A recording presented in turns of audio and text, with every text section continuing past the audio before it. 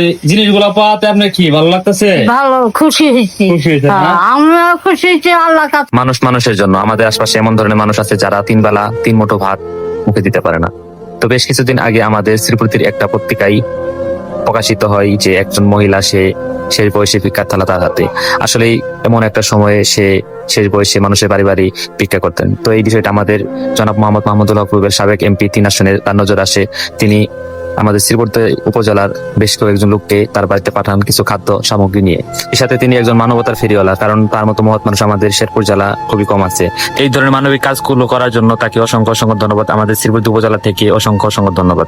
আশা করি তিনি ভবিষ্যতে এই ধরনের কাজের পাশে থাকবেন অবশ্যই, কারণ মানুষের অনেক ধরনের অর্থ সম্পদ থাকে কিন্তু মানুষ দান করতে পারে না। এই দান করার জন্য মন মানসিকতা থাকতে হবে তার মতো। তো ভিডিওটা দেখতে থাকেন, অবশ্যই ভালো লাগবে। তো আমরা চলে আসছি, এটা হচ্ছে কাকিলাগুড়া ইউনিয়নের গ্রামটার নাম কি?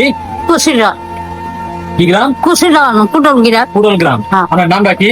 কুশিরান। কুশিরন না? হ্যাঁ। তো কুশিরন বিবিকে আমাদের সাবেক এমপি জনাব মোহাম্মদ মাহমুদুল হক পূর্বের সাহেব তিনি ওনাদের কিছু মানে নিত্য প্রয়োজনীয় জিনিস উপহার দিয়েছেন।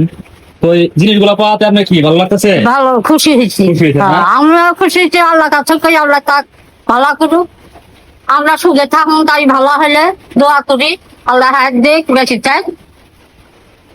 তো যাই হোক, ভালো থাকেন, সুস্থ থাকেন, ওনার জন্য দোয়া করবেন। হ্যাঁ। চাচা ওনার জন্য দোয়া করবেন। হ্যাঁ, আমরা সবাই চেষ্টা করব মানবিক কাজে সবাই পাশে থাকার জন্য। তো ভালো থাকে, সুস্থ থাকেন। আসসালামু আলাইকুম।